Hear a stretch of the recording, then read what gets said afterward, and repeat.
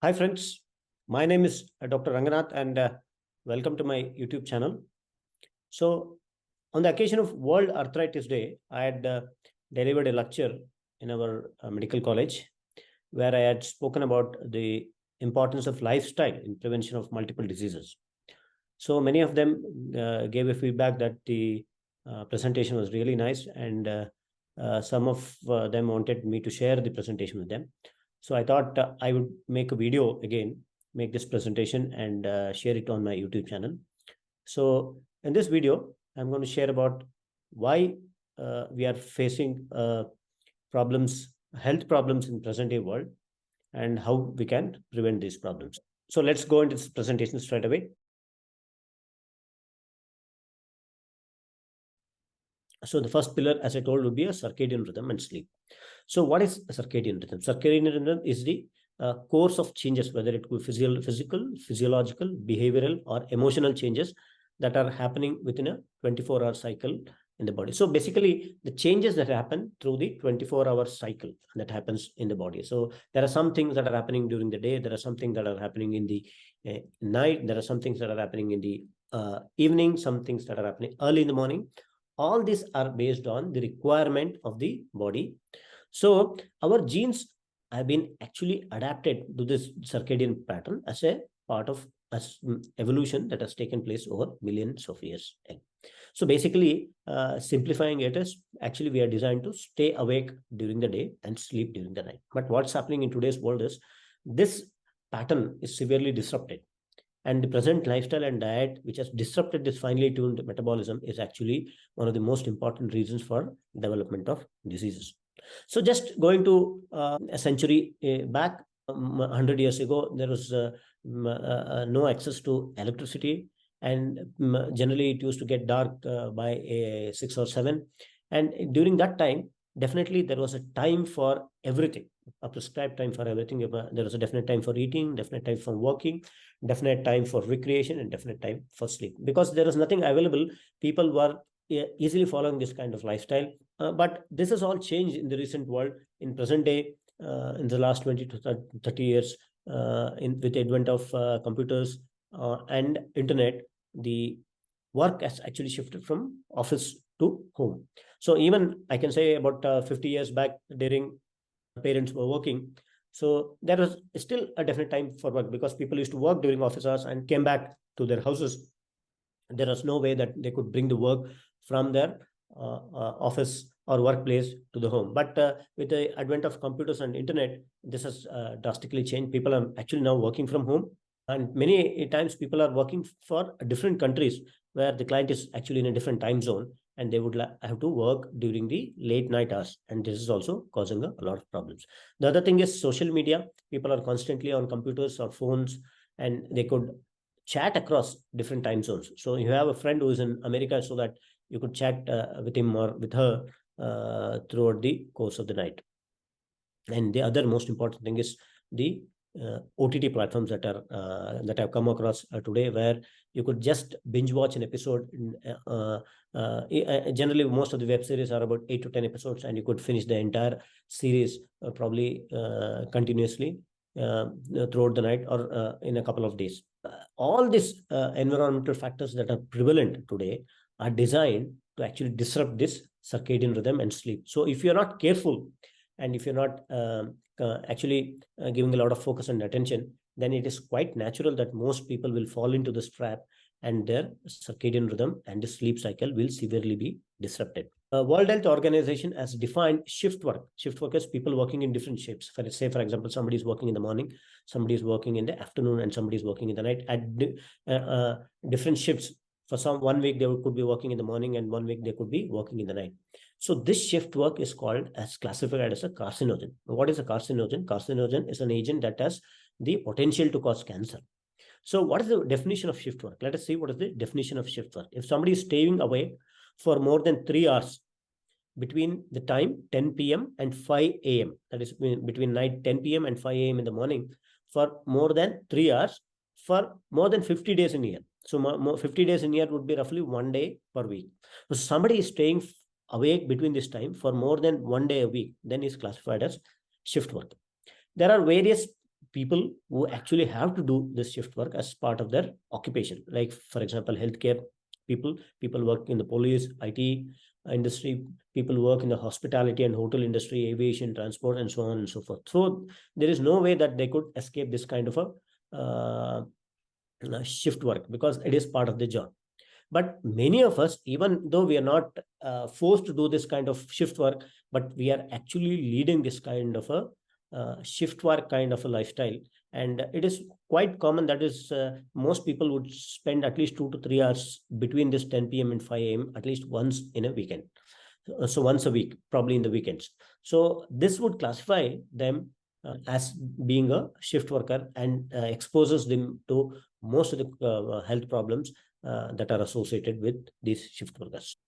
So, how to improve our circadian rhythm? When it comes to circadian rhythm, there are mainly three things that we need to focus. One is the time of sleep, at what time we are sleeping, and time of eating, and the exposure to light. You can improve your circadian rhythm by following these steps. One is you are having an early dinner and maintaining at least a 2 to 3 hours gap between the dinner and sleep, so that the late dinner does not disturb your sleep. And you preferably go to bed early. And once you wake up in the morning, generally you should not eat for at least 1 hour after waking up, because the body is still not ready to receive food. So if you start putting in food the moment you wake up, so that food is not going to get digested, because the body needs to prepare itself to receive food. And it is very important to maintain a window between your dinner and breakfast for at least 12 hours, because during the course of evolution, this window is usually more than 12 hours. Most people would not eat for at least 14 to 15 hours during this time. And this is how our physiology has been adapted. And if you can maintain a window of at least 12 to 13 hours, then that would help a lot in maintaining the circadian rhythm. And the other thing is exposure to light. When it comes to exposure to light, we have to adequately expose us to bright sunlight during the day, and decrease the exposure of artificial light in the late evening and night, because exposure to artificial light, especially blue light that is coming from LED sources, will suppress the secretion of a sleep hormone, which is called melatonin. Normally what happens is sleep hormone starts the body starts secreting the sleep hormones in the late evening. And when the sleep hormones reaches a particular level, that helps in promoting sleep. And when the sleep hormones goes to a significant level, that is when you go into deep sleep. So when you are exposed to this kind of light, the body and the brain gets confused, and it starts thinking that it is still day, and this sleep hormone is not secreted. And so even if you go to bed, there is a chance that you might not sleep, because the sleep hormone levels have not risen to a appropriate level. So decreasing the exposure of bright light in the late evening and night is especially important to promote the circadian rhythm and also improve your sleep. So the next aspect would be focusing on sleep.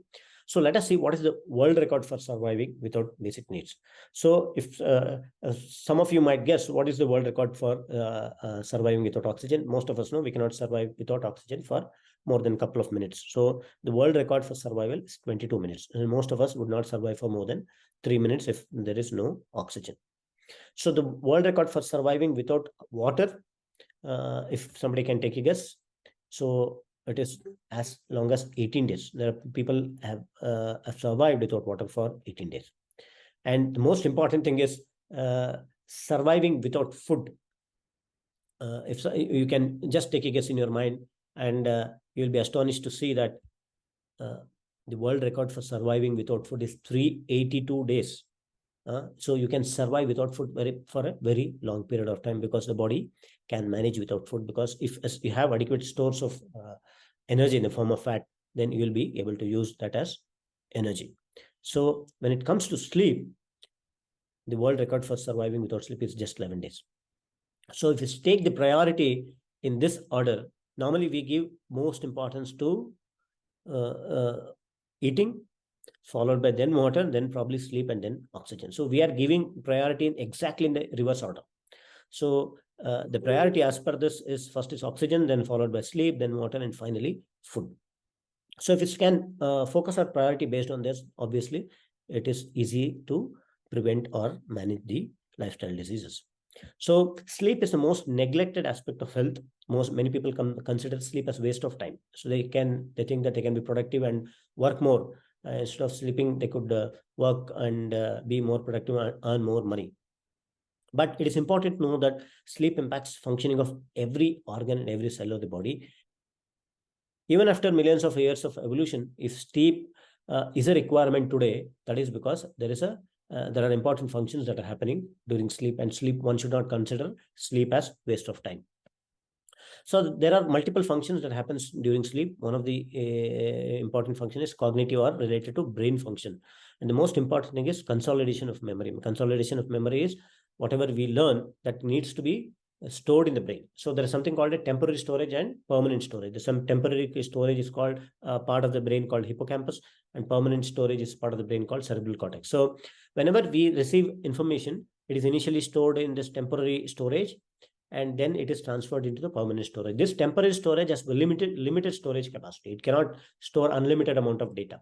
So only when we sleep, what happens is this information is transferred from this temporary to permanent storage. So sleep is required both for receiving new information. If you don't sleep, your temporary storage is still full, so you can't receive new information.